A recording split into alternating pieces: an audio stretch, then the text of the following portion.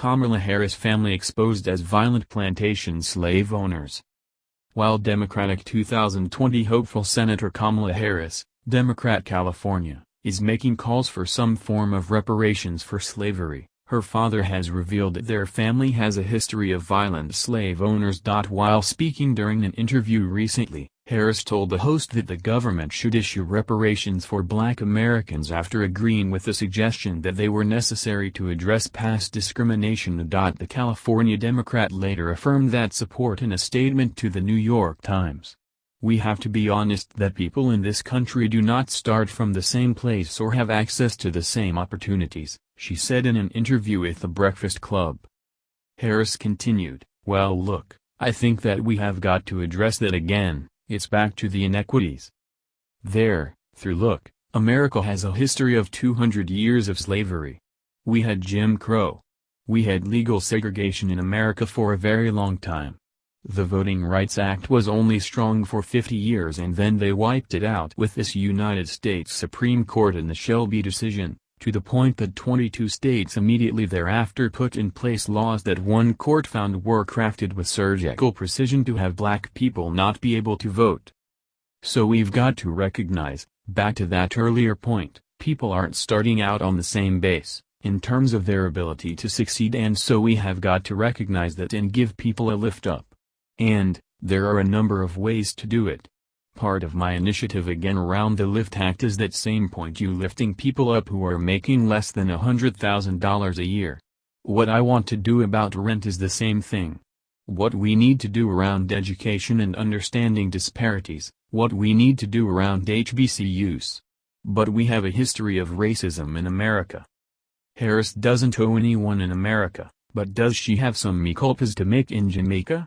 According to PJ Media, her father, Donald J. Harris, wrote an extensive essay about the family's heritage in Jamaica at Jamaican Global Online in January, claiming to be the descendant of a famed slave owner. "My roots go back, within my lifetime, to my paternal grandmother Miss Christie, née Christiana Brown, descendant of Hamilton Brown, who is on record as plantation and slave owner and founder of Brownstown, and to my maternal grandmother Miss Iris, née Iris Finnegan, farmer and educator, from Menontown and Inverness, ancestry unknown to me." The Harris name comes from my paternal grandfather Joseph Alexander Harris, landowner and agricultural produce exporter, mostly pimento or allspice, who died in 1939, 1 year after I was born, and is buried in the churchyard of the magnificent Anglican church which Hamilton Brown built in Brownstown, and where, as a child, I learned the catechism, was baptized and confirmed, and served as an acolyte. Hamilton Brown was born in 1776 in Ireland. He became a sugar plantation owner and founder of Brownstown in Jamaica, according to university papers, textbooks, and historical documents. Henry Whiteley wrote a pamphlet entitled 3 Months in Jamaica in 1832, comprising a residence on a sugar plantation, where he describes Brown's views on his slaves. The same day I dined at St. Ann's Bay, on board the vessel I arrived in the company with several colonists, among whom was Mr. Hamilton Brown, representative for the parish of St. Ann in the Colonial Assembly. I was rather startled to hear the gentleman swear by his Maker that that order should never be adopted in Jamaica, nor would the planters of Jamaica, he said, permit the interference of the home government with their slaves in any shape. A great deal was said by him and others present about the happiness and comfort enjoyed by the slaves, and the many advantages possessed by them of which the poor in England were destitute. Among other circumstances mentioned in proof of this, Mr. Robinson, a wharfinger, stated that a slave in that town had sent out printed cards to invite a part of his Negro acquaintance to a supper party. One of these cards was handed to Mr. Hamilton Brown, who said he would present it to the governor, as a proof of the comfortable condition of the slave population. But later that day, after he witnessed slaves being punished by Brown's overseer, Whiteley wrote, "The first was a man of about 35 years of age. He was what is called a penkeeper or cattle herd, and his offense was having suffered a mule to go astray. At the command of the overseer he proceeded to strip off part of his clothes, and laid himself flat on his belly, his back and buttocks being uncovered. One of the drivers then commenced flogging him with the cart whip. This whip is about 10 feet long, with a short stout handle, and is an instrument of terrible power. It is whirled by the operator round his head, and then brought down with a rapid motion of the arm upon the recumbent victim, causing the blood to spring at every stroke. When I saw this spectacle now for the first time exhibited before my own eyes, with all its revolting accompaniments, and saw the degraded and mangled victim writhing and groaning under the infliction, I felt horror-struck. I trembled and turned sick, but being determined to see the whole to an end, I kept my station at the window. The sufferer, writhing like a wounded worm, every time the lash cut across his body, cried out, "Lord! Lord! Lord!" When he had received about 20 lashes, the driver stopped to pull up the poor man's shirt, or rather smock frock, which had worked down upon his galled posteriors. The sufferer then cried, "Think me no man? Think me no man?" By that exclamation I understood him to say, "Think you I have not the feelings of a man?" The flogging was instantly recommenced and continued, the negro continuing to cry "Lord! Lord!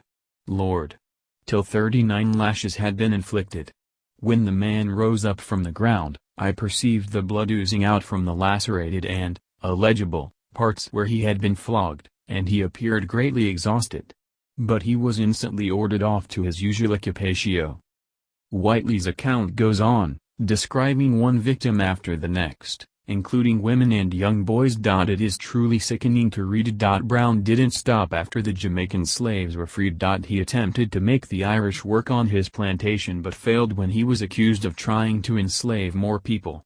The historical accounts are so detailed that should Kamala Harris want to search out the families of the people her relative reportedly tortured, she would probably be able to find them. Will she write a check to repair the damage her ancestor Hamilton Brown did to the slaves in Jamaica? Perhaps the media can do its job and ask her. Don Lemon might, as he seems concerned about her authentic blackness. He may have a point. Not only is she not African American, but she appears to be descended from violent slave owners. It is possible Kamala Harris' lineage came from Brown spreading his seed among his slaves through force. However, Donald Harris' account is that Christiana Brown, his grandmother, carried the same name as Hamilton Brown and owned a general store in town while her sons worked the family farmland at Orange Hill. If they did descend from slaves, it appears they ended up owning and profiting from the land and business and family name.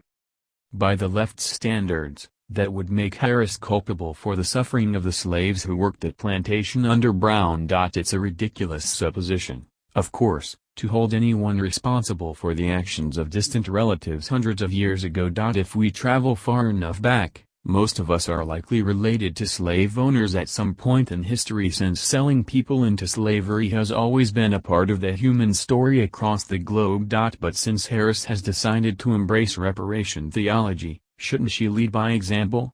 If we had a curious or intellectually honest press, they would be lined up outside her door to find out if she's going to send reparations checks to the descendants of her family's slaves. Harris Press Office and Donald J. Harris didn't respond to requests for comment.